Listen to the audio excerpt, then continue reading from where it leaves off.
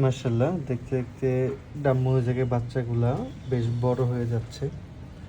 তো ব্রিডিং বক্সে ফিমেলগুলা অলমোস্ট কিন্তু আবার লোডের কাছাকাছি, হয়তো বা কিছুদিন পরে আবার বাচ্চা দিবে। তো এখন আমার যেটা করতে হবে, এগুলো যেহেতু একটু বড় হয়েছে, এগুলোকে আমার একটা সেপারেট ট্যাঙ্কে দিয়ে দিতে হবে, কারণ এগুলো এখন যদি আলাদা করে দিই তাহলে এগুলা আরও দ্রুত বড় হয়ে যাবে। তো ট্যাঙ্ক আসলে খালি নেই, আমাদের একটা ট্যাঙ্ক আবার বানাইতে হবে। এখানে একটা খালি করছিলাম, এটার মধ্যে অল্প কিছু বাচ্চা দিচ্ছি, বাট এটা ভিন্ন জাতের বাচ্চা। এই যে অল্প কিছু বাচ্চা আছে।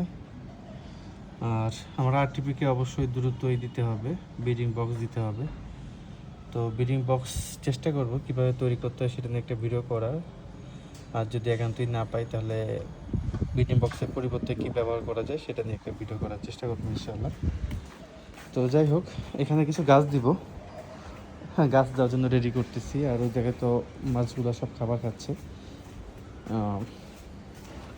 দেখি ডাম্বো মোজাইগুলোর জন্য কি করা যায়। এই বাচ্চাগুলো বেশ বড় হয়ে গেছে, এদেরকে এখন সরাই না দিলে এরা দেখা যাচ্ছে দ্রুত যে মানে বড় হয় এবং যে কালার আসা সেটা পারফেক্টলি আসবে না। এই ট্যাঙ্কের ছোট, এখানে কিছু বাচ্চা ছিল এই জন্য এটা আগে সরাইছি। আর ট্যাঙ্কে যে একটা খালি করছি, যদি সম্ভব হয় এই ট্যাঙ্কে পানি দিয়ে মাছ দিয়ে দেবো ইনশাল্লাহ। এটা মোজাইগুলো যদি আলাদা করে দিই এখানে তাহলে দ্রুত বড় হয়ে যাবে।